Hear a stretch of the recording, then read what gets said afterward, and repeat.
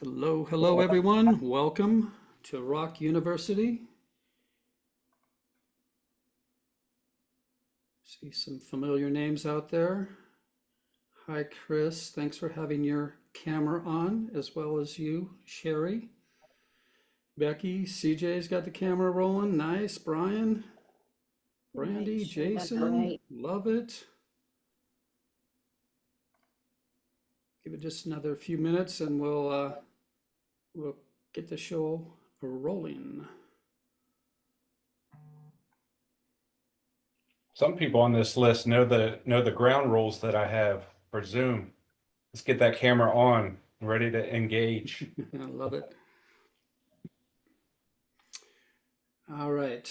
Well, without further ado, let's get rolling. Hey everyone, thanks for taking time out of your busy schedule to hang out with us today.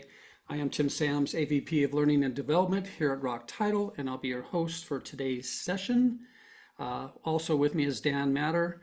Hang tight, Dan. Well, you just had mentioned it's great that people are turning on their cameras. So if you're in a place where it's safe and you can turn on your camera, please do, because it makes interacting that much more engaging, right? It's a great experience for everybody. So let's dive in. Today we are talking about how to ask for referrals using the DISC assessment. Super excited to introduce our speaker, Dan Matter.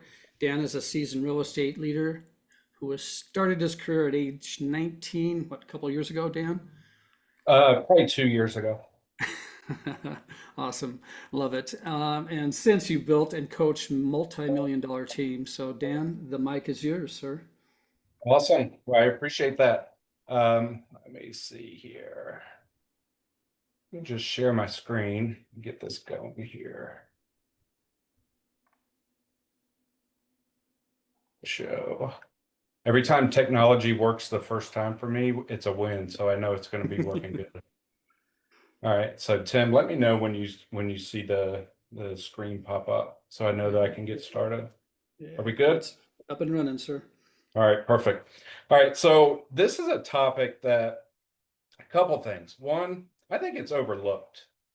Um, I think we hear in this business that you ask for referrals. I work solely by referral. Longevity in this business is referral based. You got to have, your database, some referrals and things like that. We hear that all the time. The challenge is we hear the same message and how to ask the same way. And if you're like me, I don't feel comfortable asking, who do you know that's looking to buy, sell, or invest in real estate? It's just not part of my personality. And for the longest time, I'd probably say at least a decade in sales, I just took that approach because that's what I was told to ask, and I didn't know any better.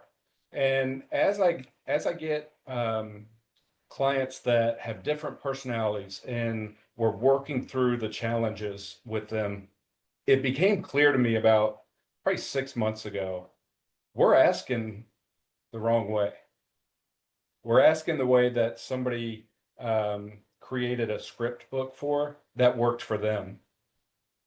And I said, here's an opportunity. And I'm going to be, I'll be the vulnerable person and say, this is probably the weakest part of my sales technique or skills is asking for referrals. As I get into this content and as I'm teaching and as I'm digging deeper into the psychology of it, I've realized that I can ask very well. It's just how I ask. I've been messing that part up. So my goal for you today is to get one or two things that totally change your viewpoint on asking for referrals that actually makes it exciting and comfortable for you to do it. So what we need to understand first is, why do referrals even matter? Well, if you solely like to hunt for leads and you don't like to convert the leads and close them and contact them after they're done, then you probably don't want referrals. For the rest of us, referrals matter because 82% of our real estate transactions come from our past clients or referrals from our database. So that's number one.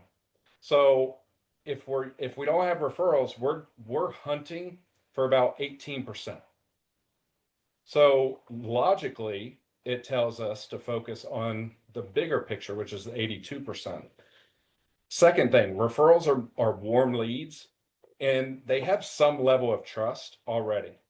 So I like to paint a picture of there's a cinder block wall between you and every single potential client that you have. Cold leads, the wall is probably above your head. And the only way to knock that wall down is through trust. You have to connect with them. You got to build the rapport. You have to understand their needs, things like that. When you work with referrals, that wall is still exists. It's just shorter. Instead of needing a ladder to climb up it to start knocking it down, you could probably just hop over it and meet them on the other side. So it's less work to connect and build that trust. Third thing is it's just less time prospecting. And there's a handful of people I've met that would rather prospect than follow up and work with clients. But the majority of us, we're looking for ways to not prospect as much. We're looking for ways to become efficient. How do I close more deals without having to do more work? That's what we're looking for, right? So we can spend less time prospecting and more time serving our clients, because what happens is we're going to start asking them to work for us. And we're going to do it in such a way where it feels natural and it comes out very natural. And so my goal for us today is to just dive deeper into this. Before we do that, we've got to figure out what is our opportunity. Okay, so I want you to write these things down. And it can be a rough estimate for you. How many contacts are in your database? Now, a contact is a name and at least one way to reach out to them. We're going to start there. And then we decide we got to figure out what's our homeowner rate in your database. On average, it's 62%. So if you don't want to sit there and do the research, I guarantee you it's probably going to be close to 62%, what you find. So let's just use that number for math's sake. And so what you'll do is you'll take your database, times it by 62%, and that gives you the amount of homeowners that are in your database. So 38% of your database will never do anything in regards to real estate. So we're already factoring that in with this data. So once we get that number, there's an average turnover 1 every 10 years. So how many people will move this year? So we'll take 10% of that number 3. And then that gives us how many transactions will take place in your database. So here's an example. If I've got a database of 250, 62% of that is 155 people that will do something in real estate. 1 out of every 10 years, they're going to do something. So that leaves me with 15 transactions a year. Here's where we mess up. I have a goal of 75 closings this year, and I have a database of 250. Great. What percentage of your closings will come from your database? 90%. We're already set up for failure. We have to understand the opportunity so that we put ourselves in front of success. So the biggest question for you is, how many have I actually captured this year? So I want you to look through, and this is going to be offline. I don't want you to get sidetracked on this. I want you to look at it and say, all right, here are my numbers, and here are my closings year to date. How many of my closings came from a referral or my database directly? And then you take that number, and then you compare it to what it should be. And that is your opportunity. Okay? If you're exceeding it, you're doing very, very well, and it means that your database is outperforming the average. Great job. There's still room for improvement if we're not asking for referrals directly. Okay? So that is the opportunity. And if you want to take it a step further and create a little bit more pain, take the amount that you didn't capture and times it by your average commission. That'll tell you what you're leaving on the table, because they are buying, selling, and investing. They're just not doing it with you. Okay, these numbers are not conceptual. They're hard data that we've been tracking. All right, so it's a good baseline for us. Now, every single thing that I've put on this slide, I've said to myself, probably more than 10 times at least, because I'm looking for ways to protect myself so that I'm not vulnerable out there and I get rejected, right? So why would we hesitate to ask for referrals? My biggest thing, what if they say no or feel uncomfortable? And I labeled that fear of rejection. The reality is, all they're saying is not yet. Rejection, if we look at the definition, is somebody that you absolutely can't live without, your biggest fan, your partner that you absolutely love, your life partner, whatever it is, and they say, I no longer want to be with you. That's actually rejection. But for whatever reason, we associate the word no with rejection. And so we guard ourselves against hearing that. No in sales, in real estate, means one of two things. One, you caught me at the wrong time. Or two, I don't quite understand what you're offering. That's all that no means. So when we're able to reframe this, you're able to move forward.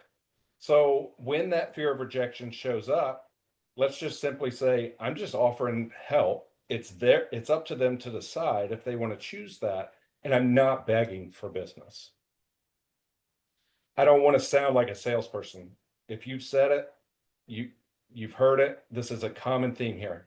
What that translates to is feeling pushy. It's just uncomfortable because you and me included, may not be 100% sold that we're the best person for the job. So we don't want to be pushy. So I want you to reframe that, if that's something that you're struggling with, as I'm just inviting them to use the services that I have. I'm not selling them. I can't convince somebody to use me. Real estate is too big of a transaction for somebody to be convinced to do it. All right. You're not confident yet. That sounds like I'm not sure I've earned the right to ask. You have when you provide the service. However, in order to provide the service, you got to ask first. So you look at your processes, and that will tell you, have I earned the right to ask for a referral? If you've got your listing presentation and your checklist down pat, you've earned the right to ask for listings. If you're one of the best buyer specialists in your area and you've got that down pat, you've earned the right to ask for referrals. Okay, that's how we decide if you've earned the right, and you look at your processes. It never seems like the right time, so I'm unsure of when or how. I'm going to hammer that down for you right now. So if that's a question, you're gonna leave with complete clarity on that. And then one of the biggest ones I hear is clients will refer me anyways. If they liked me, they'll just tell others. I realized that I painted myself way too important to my clients. I thought I was more important than I actually am to them. Now, I'm not saying that in a derogatory manner. I'm just saying that I'm important to them when they need me. And they will reach out to me when they need me. My perception was they're always thinking about me, so I don't have to ask for referrals. I don't have to send marketing to them. They just know I exist.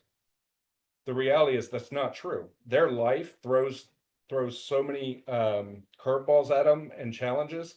The last thing that they're thinking about is, how do I make sure Dan has a paycheck this week? So in order to not have them remember or have to remember, we just remind them on a consistent basis. All right. And I'm going to give you a couple of steps that you can add in to your campaign to make sure that they always remember who you are. All right.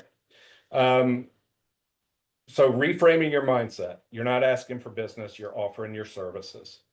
If you're not comfortable or confident that your services do the trick, work on your services.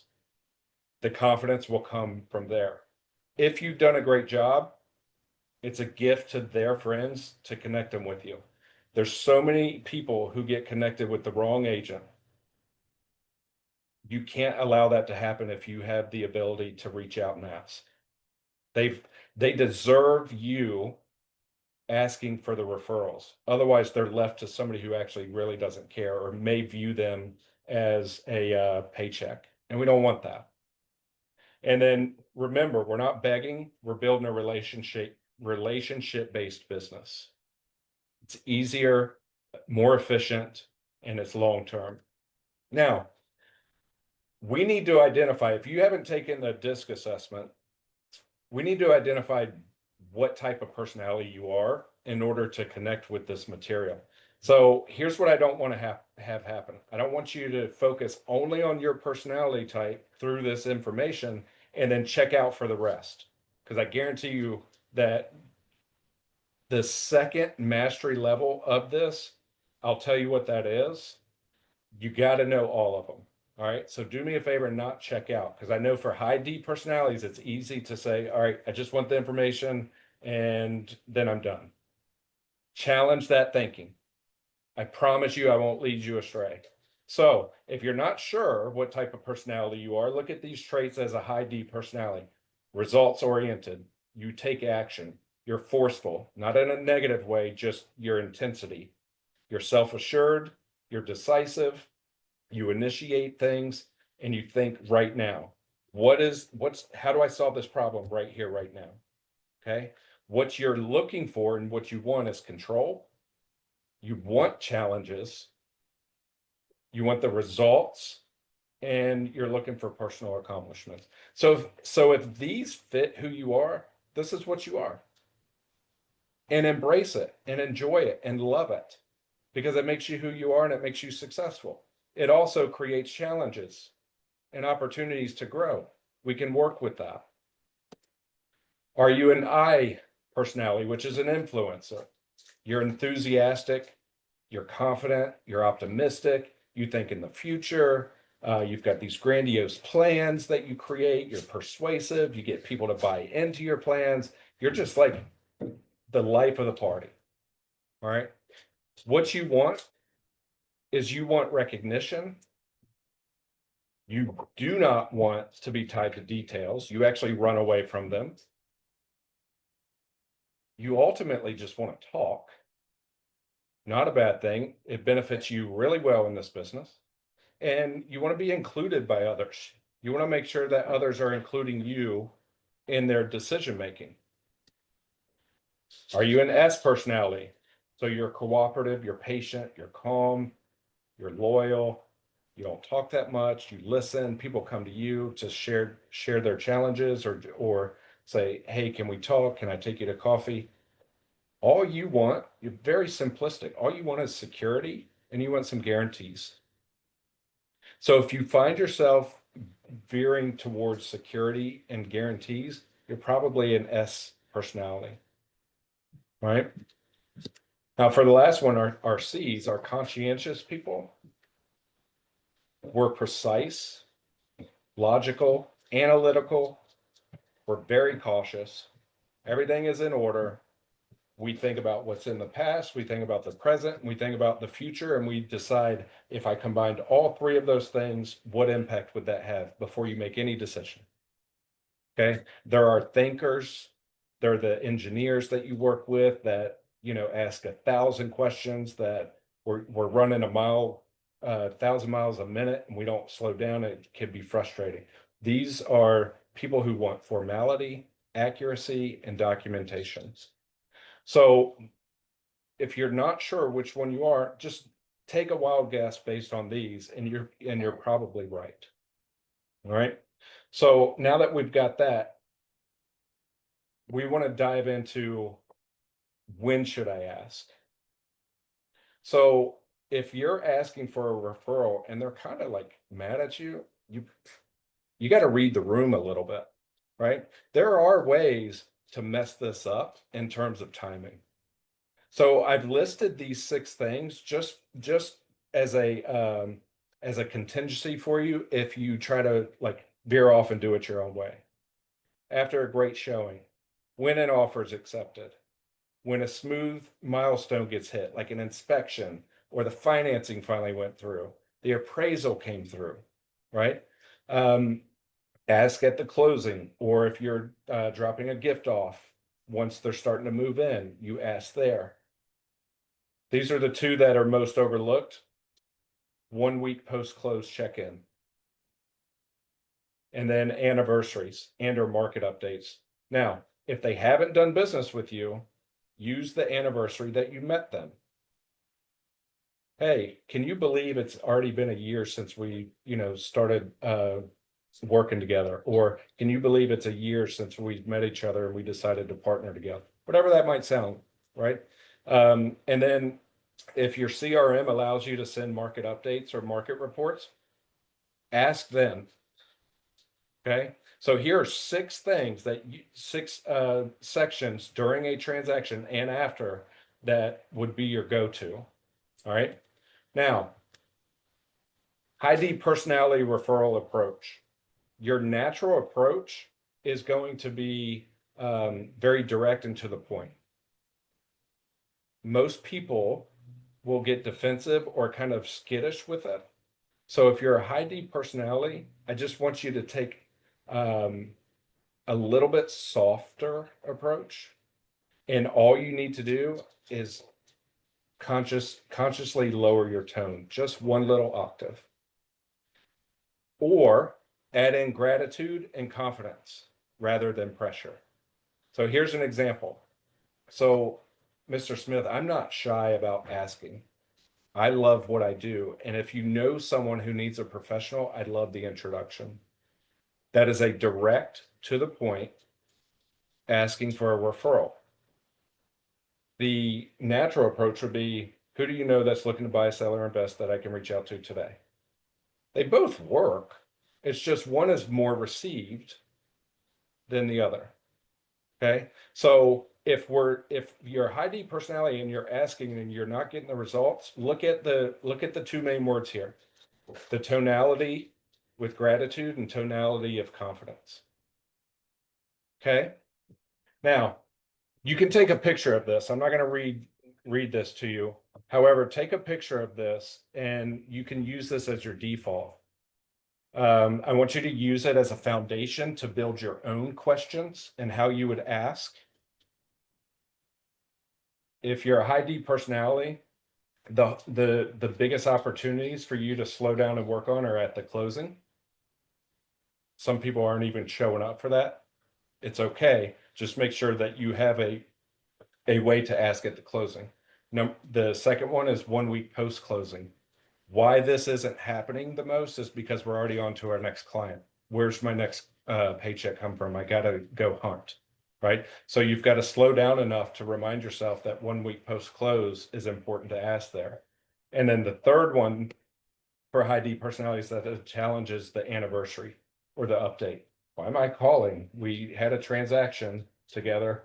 They bought it. They loved it. Why am I reminding them when they should know, right? These are all things that are natural that go through our brain. This challenges you to slow down just enough to ask for that referral. Okay. Now, the approach for your high I personalities. This is so important. You got to be authentic. You can, if you're a high I personality, you can't fake this. They will see right through it. All right. So your energy is your asset to success or your asset to struggle. Don't be afraid to show your energy and your enthusiasm. I see a lot of people harness it and try to pull it back.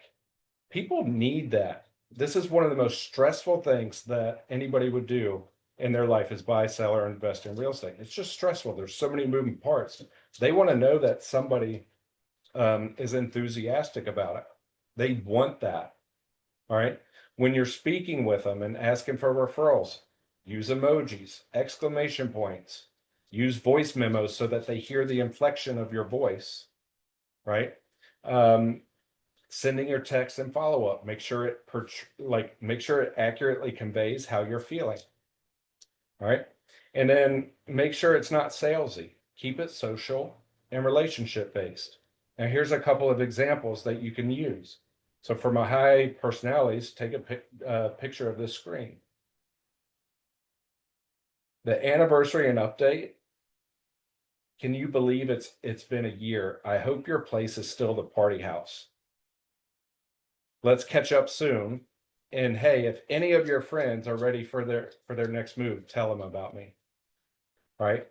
I think the biggest challenge on this is asking before the closing.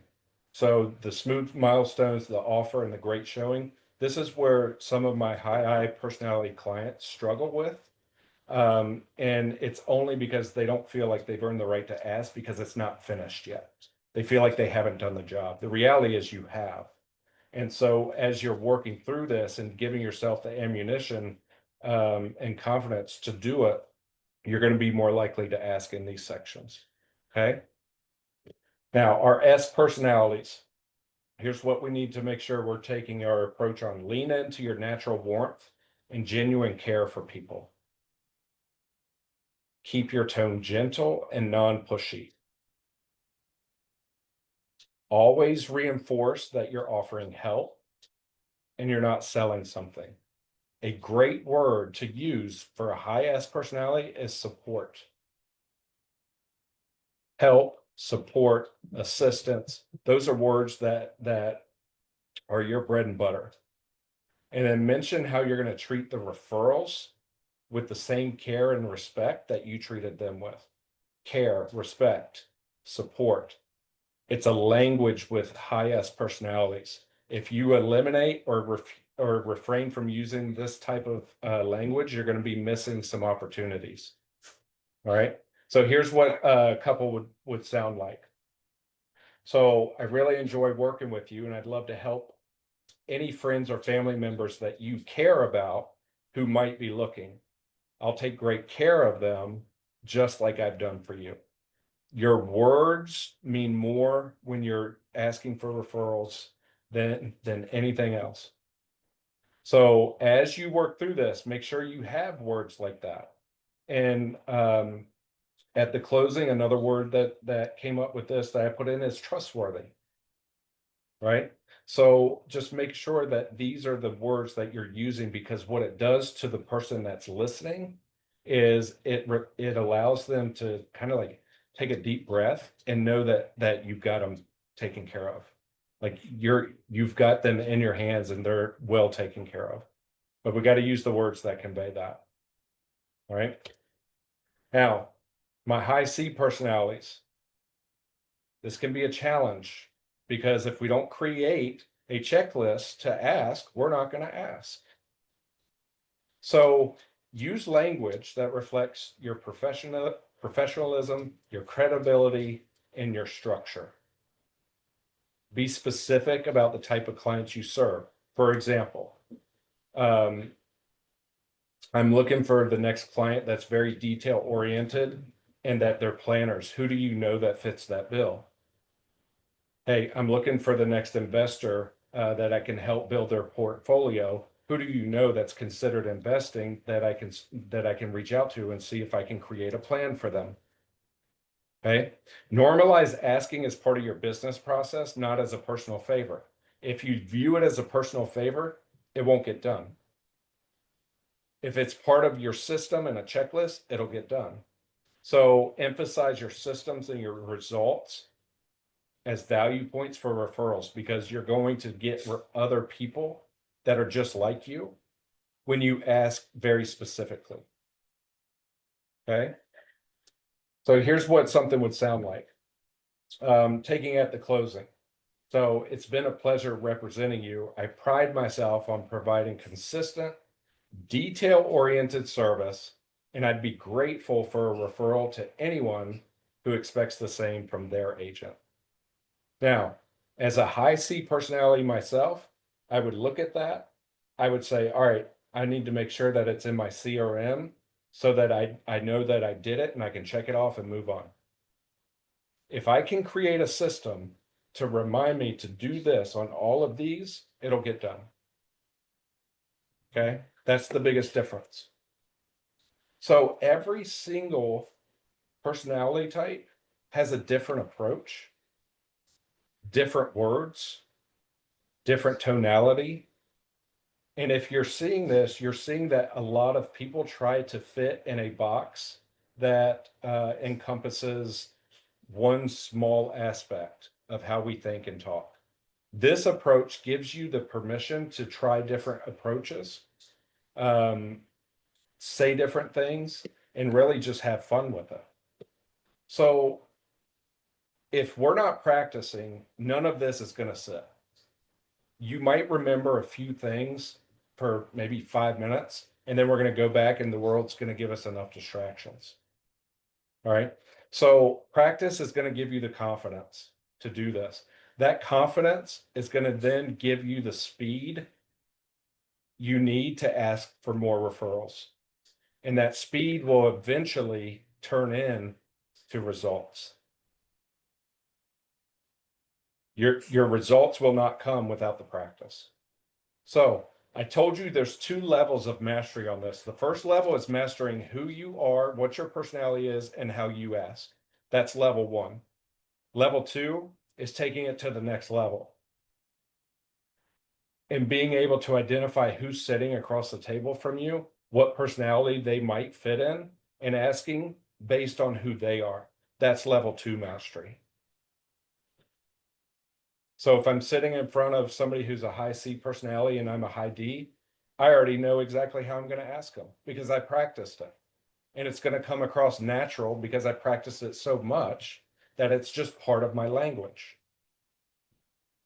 Now, a lot of people think practice looks like this. I'll write it down, I'll say it a couple times, and I'm going to go execute it. Or I'll practice it, I'll write it down, say it a few times, add my own spin to it before I memorize it, and then say it doesn't work. That's what the majority of practice looks like in this business. Here's what it should look like if you want this to set or anything else that you desire to learn to set. You practice by yourself. We don't need anybody else yet. And what that looks like is you take this screen and you literally write five ways that you would ask on each one of these. And you do it until you can memorize those. That's level 1. Level 2 practice is simply getting in front of somebody that you trust and role playing this. Hey, be a high D personality for me. Be a high C, an S, or an I, and you work through that. That's level 2 of practice. The third level is actually recording yourself, videoing yourself, and looking at body language, tonality, how you move as you speak. And if you're strong enough and brave enough, you send it to somebody that you trust and say, pick this apart. You do that for 30 days on any topic you desire to learn. I guarantee you'll be better than most people who've been doing this for 10 years. Guarantee it. Now, what do we do after we ask? Here's 5 things that I want you to incorporate. If you don't have a consistent touch campaign, start here. Number 1, give them monthly email updates. I don't care what it is. Most of our CRMs have it. Okay. Monthly email updates. Your open rate's very low. However, they see your name coming across. So it's a touch. So you don't have to remind them about, hey, I asked you for a referral. Get one. This helps you with that. On their birthday or the anniversary of a significant milestone, just do a check-in. Send a text message if you don't like calling. If you're a high D personality, just call them and check in, right? Social media DMs. Now, this one's really hard for a lot of us because if you're like me, you set out to do this, and then it's like an hour and a half later and you've missed like 2 appointments, and you're like, what happened? You go down rabbit trails, right? Or you read something and you decide it didn't set well. So now you're just like pissed off at the world and then you don't do anything. We got to be very, very careful of this. If you have a tendency to go to sidetrack, I want you to replace this with text messages. Okay, both will do the same thing. Quarterly market reports. Most of our CRMs have this capability. If they don't, just do a quick update on what the market is doing and send it out to them quarterly. And then lastly, holiday cards. It doesn't have to be a specific holiday, just choose one and you have it. All right. So these 6 items, if you do nothing else, these 6 items are enough to remind them that you asked for a referral and you're going to be asking consistently throughout the year. Okay. Now, education without implementation is really entertainment. And I am not an entertainer. However, I am somebody who can hold you accountable to what you say you're going to do. So here's what I want from you. I want you to make a commitment to your business and yourself. And if you've never done any of these, be realistic with your number. Okay. So I will ask for a referral from blank clients this month.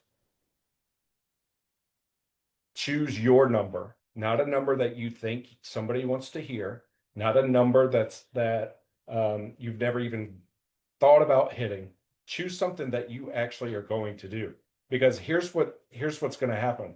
When you do it 1 month and you honor it, it gives yourself permission to do it the second month. And you can keep that same number or you can raise it. Number 2, I will follow up with blank past clients in my CRM this month. Number 3, I will send a handwritten thank you note to blank people this month.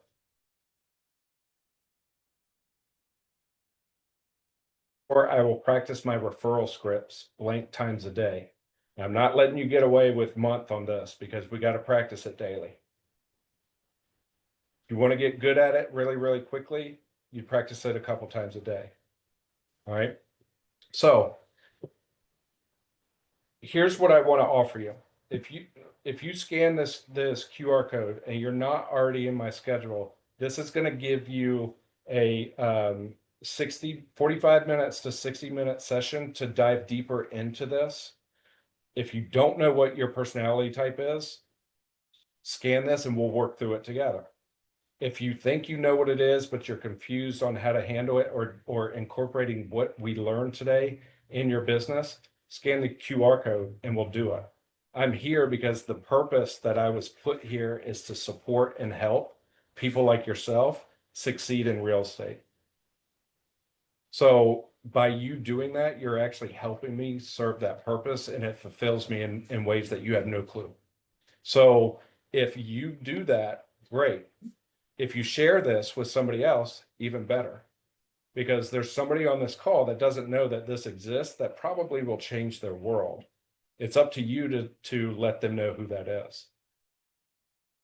Now, if you didn't catch it, I just asked for referrals in a way that was very comfortable for me, and it probably set a little bit better than me saying, hey, send this QR code to somebody and I'll try to sell them on something. That's not going to work. I don't actually sell anything. I just bring support to people who actually need it and want it. And if they decide that they want to go further, that's their choice, but I'm never going to ask. Okay. So real quick, before we jump off, I want 2 people to come off mute and just say, I learned this and I'm going to implement it by doing blank within 24 hours. Just 2 people, and I want you to share one thing each. Hi, Dan. It's Brittany. Hey, Brittany.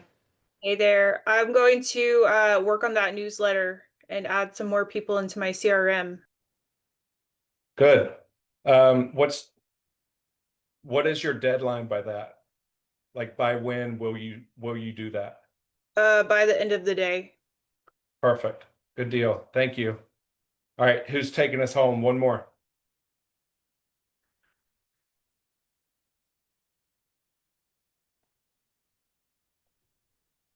Hi, Dan. Hey, Sherry. Hey, okay, I'm gonna ask for 2 referrals by the end of the week from past clients. Okay, great. You know, I don't have very many here, so that's a big one. Well, if you have 2, you have enough. All right.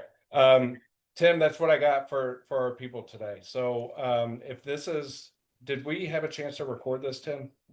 Yes, it is being recorded, Okay, and I will get this posted on our YouTube channel probably within a day or so. perfect. Good deal. So we can find this recording there and we can share it with other people. Absolutely. And copy of your slides, is that available? Yeah, I can send them out. I'll send them to you. Cool. Cool. All Dan, right. you're the man. Appreciate Thank you. spending time with you today. Thanks everybody for taking time out of your busy schedules. And again, if you're not using ROC Title and you found some value in this, write us in on your next contract. We certainly love an opportunity to earn a portion of your business. And if you don't know who to write in, reach out to me and I can help you out with that. Dan, looking forward to next month. Thanks everybody. Thanks, Tim. Bye-bye. Thanks, you guys. Take care, everybody. Be safe.